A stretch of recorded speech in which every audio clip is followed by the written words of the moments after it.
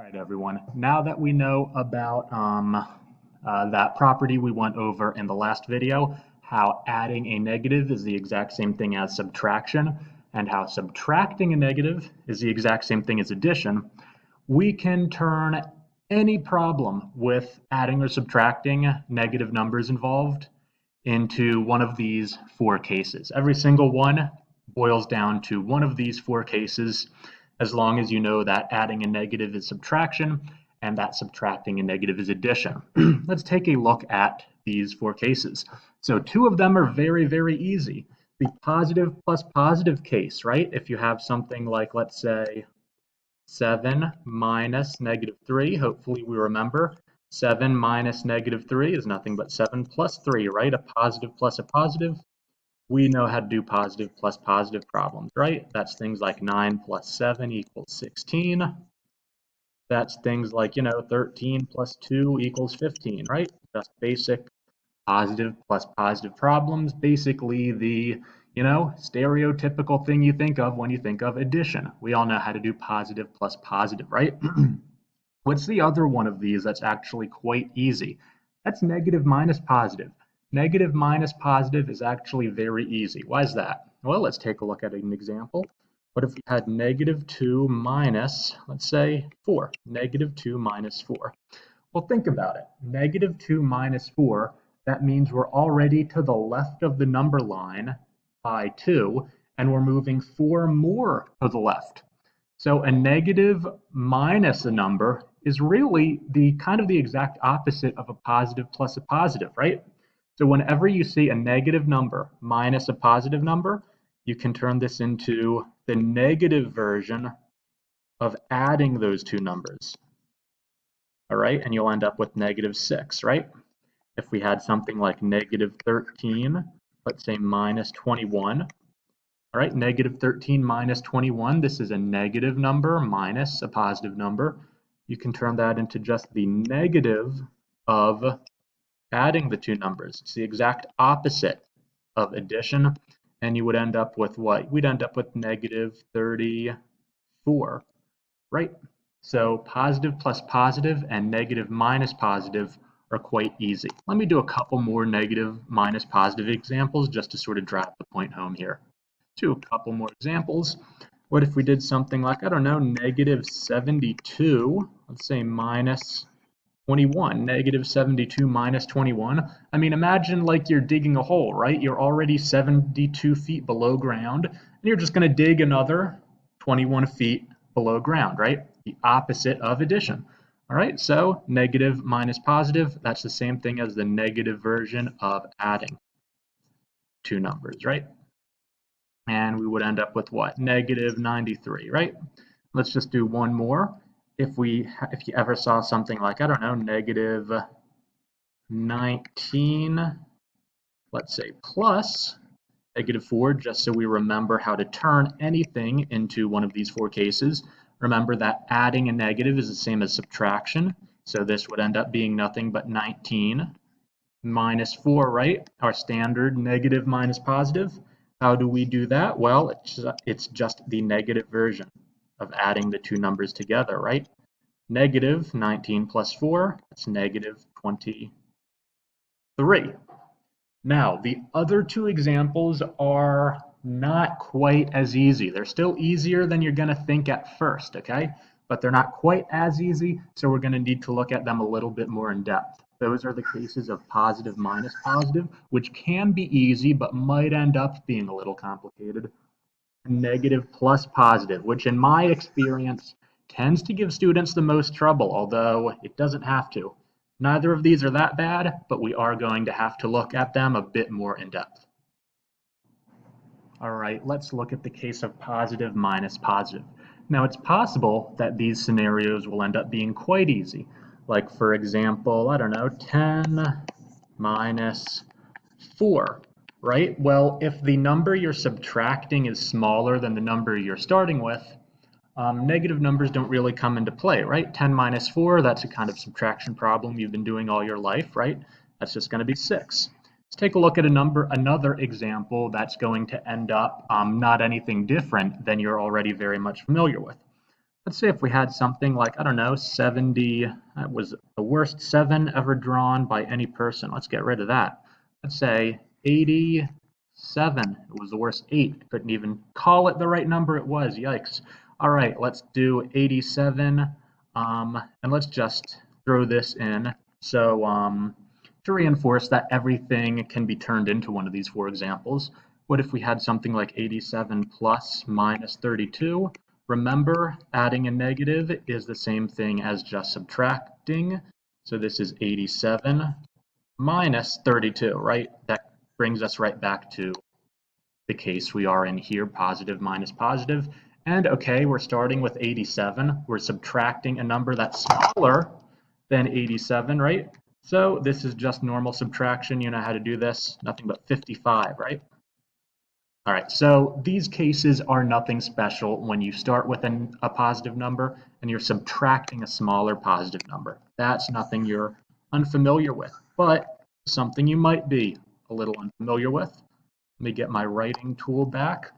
What if we had something like 17 minus 51? All right, this is the case we need to really pay attention to because it's a little different than we're used to, right?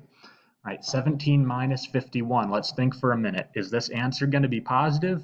Definitely not, right? 51's bigger than 17. Imagine if you're starting, let's say on floor 17 of a hotel, and you take the elevator down 51 floors. You're going to end up below ground level in the basement, right? So here's what you do in this case. We know our answer is going to be negative, right? So we draw our negative sign. And then how do we find out what number needs to come behind that negative sign? What we do is we take the larger absolute value. Absolute value just means like the value of, or rather the size of the number in either direction on the number line. For example, the absolute value of 17 is 17. The absolute value of negative 17 is also 17. Hopefully that makes sense. So we're going to take the absolute value of the larger number, which in this case is 51, and subtract the absolute value of the smaller number. All right, and so then our answer would be negative 51 minus 17 is 34. Our answer would be negative 34. All right, let's do another example. What if we had something like 21 minus 82? All right, 21 minus 82.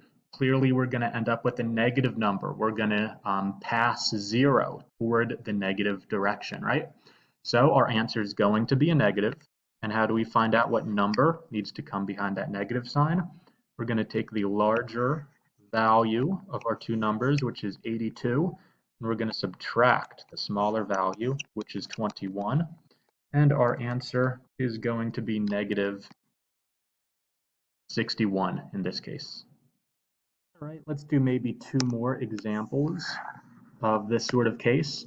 Let's say we had something like, let's say 107 minus 288. And I'm using larger numbers here because the examples we did with the number line, to really use a number line effectively, you need relatively small absolute value numbers, right? So I want to show you what you're going to do when you have bigger numbers. You're going to use techniques like this when drawing out a number line and counting, from positive 107 to the left 288 places. Perhaps not the most practical strategy, right? So you need to know what to do with these larger numbers. All right, let's remember how to do positive minus positive problems like this. All right, 107 minus 288. Is that going to be positive or negative? Definitely going to be negative, right? So our answer is going to be negative. How do we find out what comes after that negative sign? We're going to take the larger absolute value, which is 288, and subtract the smaller value, 107. Our answer is going to be what? Negative 181, right? So it's going to be negative 181. All right, let's take a look at one more example of this. Well, let's say we started out with, let's say 394. Let's say plus negative 320. All right, whoops, plus negative 320. Just to show you that we can turn this into a positive minus positive, remember our rules for adding negatives. This is nothing but 394. Oh, whoops, darn it. Because that's going to end up being positive. That's not an interesting example for us. In this case, let's go back with 221 plus negative 392.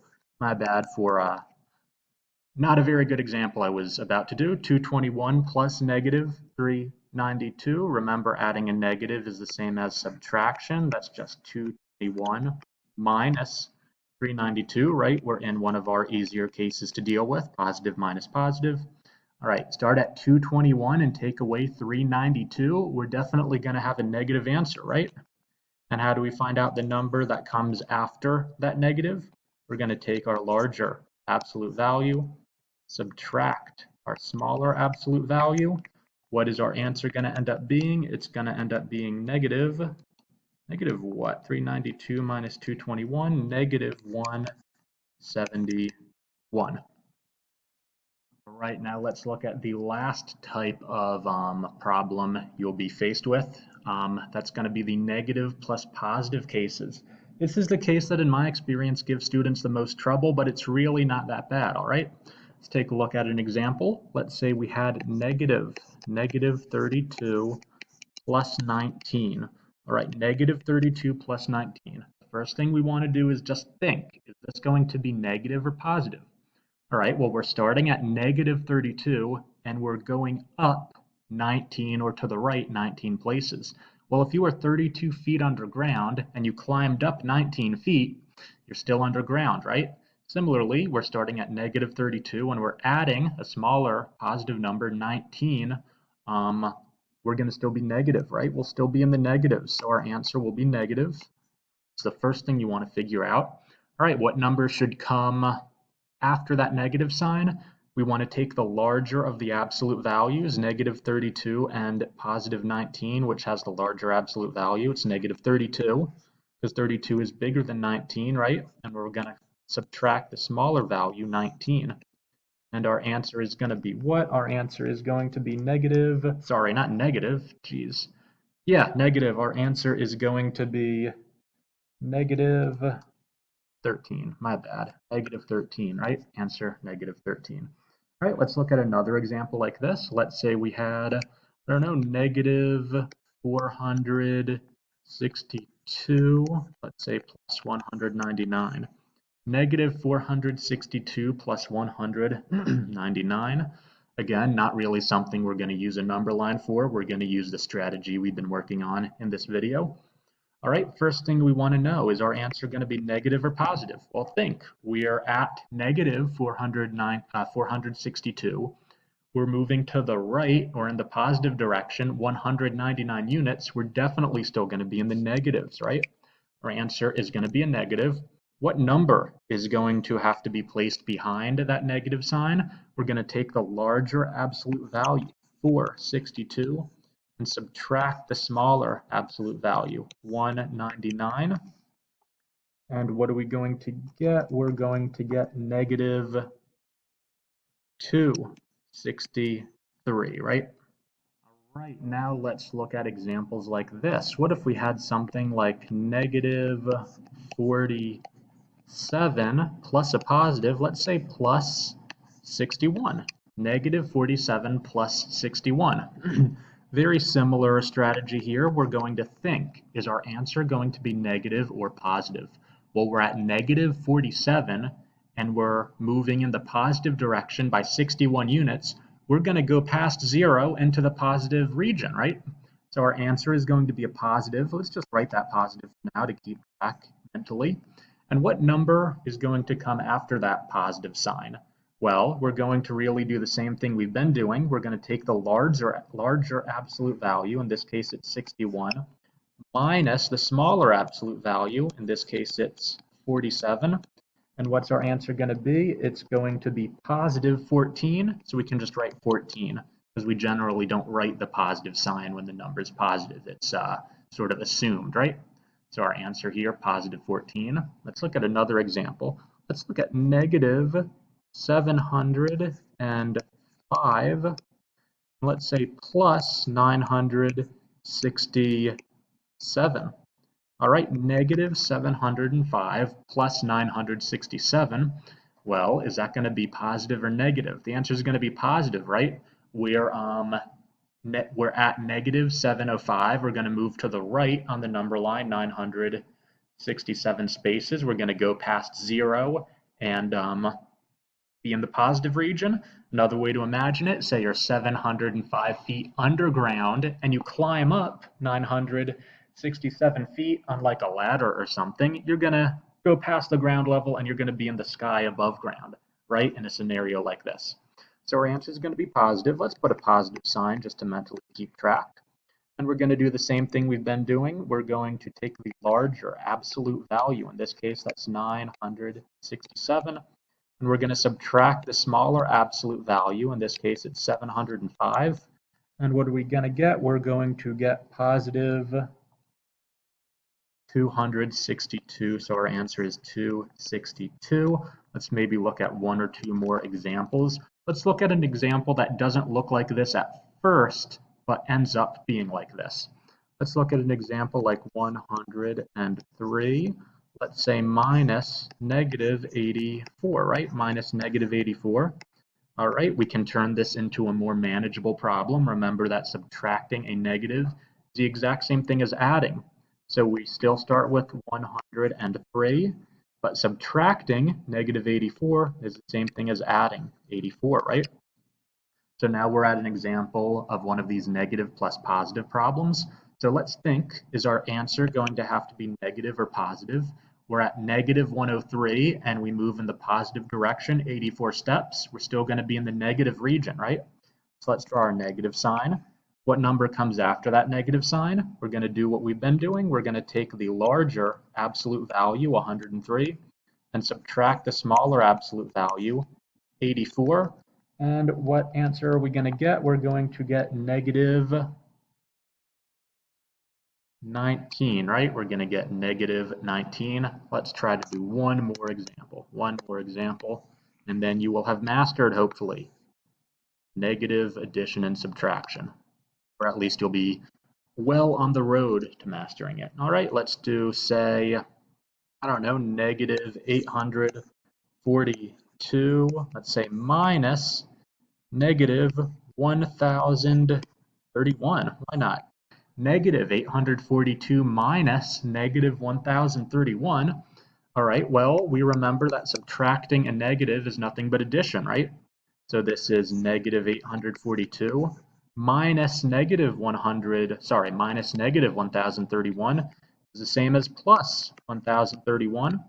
Where in our case here, we have a negative plus a positive. First thing we want to do is think, is this answer going to be negative or positive? Well, if we start at negative 842 and go in the positive direction 1031 steps or spaces, we're going to definitely end up in the positive region, right? So let's write this positive sign to keep track mentally. And then we're going to take, remember, the larger absolute value, 1031, subtract the smaller absolute value, 842, and our answer is going to be positive what? We'll do 1031 minus 842. Our answer is going to be positive 189. All right, now try some of the problems below.